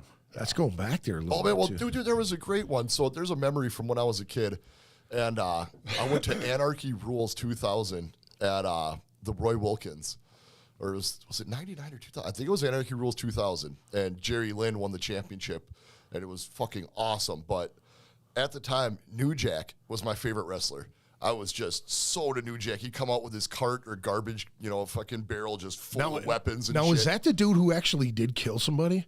Is that the same, or am I thinking of somebody else? He has multiple justifiable homicides. That's what I've heard. He Well, has he like was like 3 of them. Wasn't he like a fucking bounty hunter or something? And somebody pulled a gun on him or Well, something. that That's was the same- Scott Hall, or like Scott Hall had a justifiable homicide. So Razor Ramon, he was a bouncer, and a dude came to fucking shoot him, and he wrestled the guy and shot him and killed him. Holy shit! Yeah, there's actually, it's kind of wild. There's actually a couple of wrestlers that have a similar story. Well, then you of, got like, what fucking stories of Haku biting people's noses off and shit. Yeah, dude. Oh, Haku was a bad motherfucker. He was one of the only dudes that Andre the Giant said he was afraid of. Yeah. That's wild. To have Hell yeah. Andre say that shit. Fuck yeah, dude. Yeah, but so I loved freaking New Jack, and he was one half of the Gangsters, him and Mustafa. Just a sick freaking tag team in ECW. And I made a sign. I was always a big kid. I'm like this 12, 13-year-old kid. And I had this sign that said, New Jack's my dad. Yeah. And, it's funny as shit. So I'm holding it up, and Spike Dudley from the Dudley Boys, little Spike Dudley, LSD, sees my sign. I'm in the front, the first or second row in the upper deck, and he points and he's like, dude. He grabs New Jack. New Jack looks up. He freaking does the X's up to me, and I was like, "Oh my god!" Yeah. And I actually found the pay-per-view and screenshot a still. I found myself in the crowd in That's the pay-per-view awesome, and fucking dude. stopped it, Hell took a yeah. screenshot, and you can see the sign and everything. I was like, "Holy shit, dude! There I am." That's fucking badass, Yeah, man. dude. That's badass, dude. I had to touch on that because I know you guys are huge fans. It runs deep. Yeah. Oh yeah, man. That's fucking fantastic. Well, you guys wanna take a listen to this new tune you guys got going on? Yes. We're Now, excited to hear it. It's man. kind of the coolest thing that's ever happened on the podcast because nobody's released it. People have released tunes on here, but Right. they've always listened to it before. But you guys are going in completely blind on this whole deal we too. have not heard this mixed mastered version of this song. Yeah. And Okay. I like when we recorded this, these 4 tracks, we were so drunk by the time we did vocals that we hardly remember or don't remember doing vocals. It's fun. So it's I'll tell you wild, that. yeah. It's fun. Let's see. What we got. Deterioration says. Awesome's what they say. All his victims feel the pain. Dropped with an awesome bomb. You go down and you never come up. Goddamn right. Drop by the awesome bomb. That's Mike right. Awesome, Masato Tanaka, best rivalry ever. Look that up, fantastic, ECW. dude. There you go. All right, I want to shout out real quick because I got a couple more things going on here. Tomorrow night at the Skyway Theater, Saturday, May 20th, Witch Den, Visceral Reaction, Deterioration, Glutton for Punishment, Stern Look, which are the nephews of Deterioration Boys, double up in there. Special Saturday night all-age show. Come down to the Skyway Theater, Studio B, 6 p.m. doors, 6:30. We got people fucking dinging us in here. 6:30 music starts, 10 in advance, 12 at the door. Get your tickets at skywaytheater.com. And then I've got Slammy D, Slam Dakota Fest is coming up here. I would have trouble reading all of these, and if you could see the flyer, look it up on Facebook as well. Lots of fantastic bands. It's in Sioux Falls, South Dakota, Friday, June 9th and Saturday the 10th. Pyrexia is headlining one of those nights. Abolishment of Flesh, Summoning the Lich, Anger Rot, Bludgeon from here, Blood War from here, Glutton for Punishment from here, Ancient Entities, I believe they're from here too, aren't they?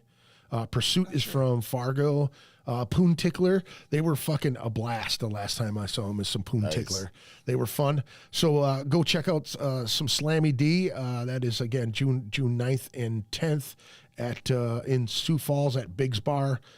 Go check that shit out. The 23rd, I've got, let me see here, the Road to Midwest Metal Fest. Bleed the Victim, Deterioration, Bludgeon, Bray Road, Pursuit at Zimmergy Brewing Company in, what is that? Fucking... Menominee. Menominee. That's one of our is favorite. awesome. Yeah, one It's of awesome. our favorite We've places played to there play. twice, and Yeah. it's been Good beer. amazing. Yeah. You get beer, you get fed, you get paid. The hospitality is unreal. There we go. Bar none. Best thing to do. Go support this show. It's a 21 plus show. $10 at the door. 6 p.m. doors. Fantastic show, and that leads up to the 24th, which is the Midwest Death Fest at the Minnesota Music Cafe over in St. Paul. I really wish that this venue did more metal shit. Yeah, you know what I mean? it's a cool St. venue. Paul really needs a metal venue. Oh, yeah. I don't know if you guys know who Steve Williams is. Steve was in Wolf Council. Okay. And Steve and one of his pals is supposed to be opening the White Rock Lounge. I don't know if you guys heard about that yet. No, not too much. No. So the School of Rock in St. Paul that was right there. Yeah. So they opened, they gutted that all out. They had a studio downstairs. They moved everything upstairs. Yeah. So now they have like 6K availability, so where they can do videos on their stage. They built it out into a venue. They're like right at the very the finishing touches of it. They had to do awesome. a bathroom and some other shit, but it's only like, I think he said 400 capacity or something, 500 Yeah, maybe. yeah. So it's a nice small venue, and Right. he was talking about like big name bands wanting to come there and do shows. And Dude, those more intimate places too. Like even, 400 or 500 is quite a bit compared to some of the shit we play, but that is. I may be awesome. wrong. I may That's be wrong. awesome. It could be Isn't that what Fine Line is? About 400? I think so, something like Yeah, that. that's awesome. That's a fun I place, love the intimate venues like that. Yeah, so the White Rock Lounge, make sure you're listening around for that, because as soon as they drop a date and when they're going to open, I'm definitely going to try to get some shit going on there. Immortal Suffering, Bludgeon, Broken Flesh, Torment, Deteriorations on this one as well. I cannot read that one because I'm fucking half blind. Celestial Serpent, that's what that says. Pursuit, Glutton for Punishment, that's Saturday, June 24th. Minnesota Music Cafe, 501 Payne Avenue in St. Paul, 21 plus, $20 in advance, 25 day of show. Go check out both of those. I have another one at the Skyway Theater, July 7th, Torment, Archaea, Safe Space, and Your Last Breath. 18 plus show, 7:30 doors, 8 p.m. Music. That's going to be a fun one as well. And then I just released this one the other day, Begravements, Horrific Illusions, Beckon, CD release party, Visceral Reaction, Phase Meridian, and Volsunga Saga at Skyway Studio B. All ages again, 6:30 doors, 7 p.m. Music, 10 in advance, 12 at the door, skywaytheater.com. Again, that's August 11th. It's a Friday. Come out, hang out. But don't forget to go down to Iowa and check these cats out at the Hell Over Iowa show. This is going to be good. Yeah. That's July 7th and 8th, 5 p.m. It's a free show, it looks like. Lots of cool bands on there. And this flyer has changed from my knowledge. It is a 21 plus show, but make sure you get down there and support them. You guys should have something ready to rock, hopefully, right? Oh, yeah. You'll have stuff with you. Oh, yeah. Right. Well, that's definitely the aim for this, especially, Des Moines is kind of our second home. We used to play there half a dozen times, if not more, a year. Right. So we got some real tight friends down there. Fuck yeah. That's awesome. That's always Love a good that. time for everybody to get together. And Oh, dude, hell the yeah. crowd can fucking feel Well, that it shit when used to be you're like- comfortable. Yeah, it used to be like the midway point for like all the Chicago bands, Missouri, us, everybody could just, all the Midwesterners could just meet in Des Moines. Right. It was awesome. I'm sure it's a goddamn party. Yeah. All right, well, we're going to take a listen to this new tune you guys got going on here. First time ever. You guys want to talk about this one? What's this one all about? Walking the Johnson? Yeah. So this is about, when you're just wearing a shirt, just walking the Johnson. Yeah. And how awesome men look just hanging it. Hanging. Awesome. Perch? Are we talking the perch, or are we talking, hanging? No. We're straight up talking. The only thing you're wearing is a T-shirt. You're just out there walking the Johnson, dude, giving it some air. Yeah. Freaking swang dangling. Yeah, swang dangling's that's a good one too. Yeah. Swang dangling. All right. Well, I'm excited for everyone to hear this shit. I'm excited for you guys to hear it too. Yeah. That's what's cool about that. When there was still snow on the ground when we did it. Yeah. That's all I remember. Well, so that could have been mid-April. Yeah, no shit. So it wasn't that long ago, actually. Yeah. You know? Don't forget to get King Goro's music at kinggoro.bandcamp.com. I did check that and fact-check that one, too. So Yes, sir. thank you guys so much for coming in and doing the show. I appreciate Dude, it it's so been a much, blast. man. When you guys got something going on, make sure you let me know and I'll share it, and fucking we can do another one of these, and strictly about burgers, strictly about gear, strictly about whatever, dude. We didn't get Rocky in The here, book of Goro. Yeah, dude. Why not, man? It's fucking good shit. Hell yeah. All right, so we're gonna walk the Johnson. So we're gonna be doing, this is their release song of this one. Everybody gets to hear this shit. It's fantastic, man. Let's take a listen. Thank you again for tuning in. Y'all have a good night. Peace out.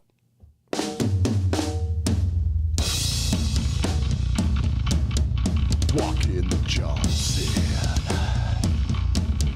Walk in the Johnson.